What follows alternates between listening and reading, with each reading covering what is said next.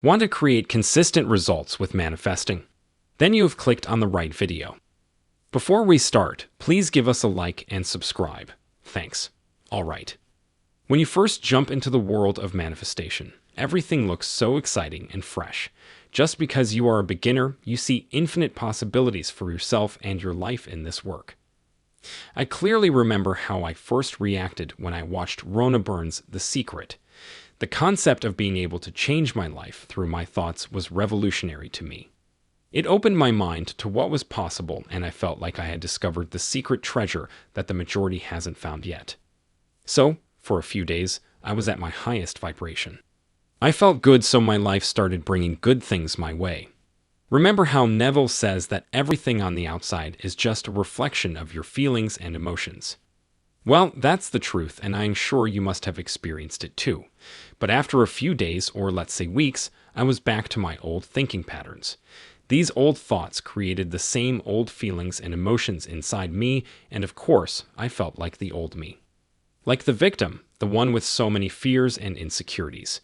My discovery of manifestation helped me escape my old emotions for a while, but eventually, I was back to square one.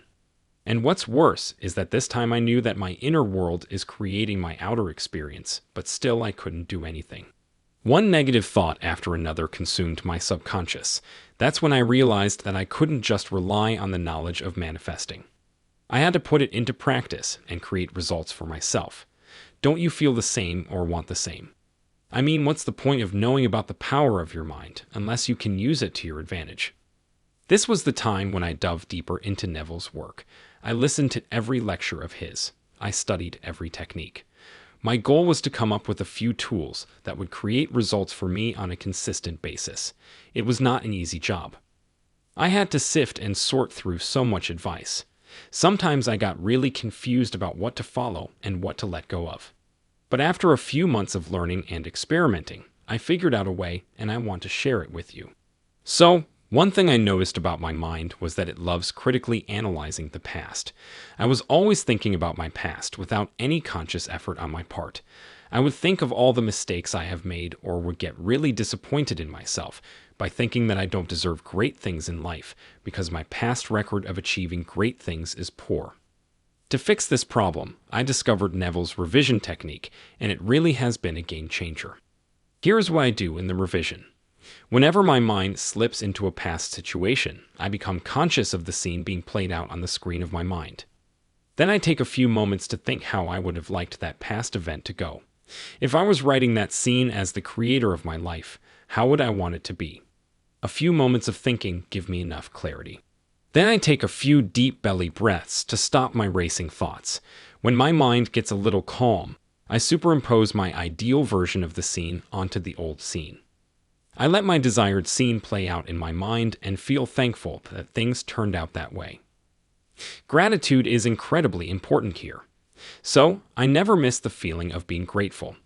I do this for every emotionally triggering scene from my past. I simply rewrite it in my mind then and there. And this one technique has given me such awesome results. It has completely shifted my perspective on my life. I feel more confident and in control of things. Then comes the second technique that I frequently use to generate results. It is a congratulatory conversation. A big problem I faced soon after learning about the law of assumption was that I couldn't get to the end feeling. I couldn't get into the state of the wish fulfilled. So, I started using a trick that Neville has taught in his lectures. The trick is to hear a conversation with some important person in your life. In the conversation, that person is congratulating you on your win. That's it. So simple. Like if I am trying to manifest a promotion for myself, I usually get into a relaxed state. I do this through deep breathing. That's the method that works for me. But you are free to choose what works for you best. It can be meditation or journaling or a walk in nature. Whatever you do, the goal is to relax your mind a little. By the way, a lot of people advise imagining before going to bed. Well, that doesn't work for me because I immediately go to sleep the moment my brain waves slow down. So I do this during the day. You are free to do whatever you want. Okay, coming back to manifesting a promotion. So, once my mind is relaxed, I hear a voice, it's usually my mom's, congratulating me on my promotion. I feel the happiness and excitement in her voice. I focus on that for a minute, and then I focus on how it makes me feel. A great hack here is to put your attention in the center of your chest. This is your heart area. You will feel your chest expanding with positive emotions when you hear the congratulatory message. I then stay in this feeling for a few minutes. Sometimes I have to hear the message a few times before my mind starts believing it's real. So, don't give up.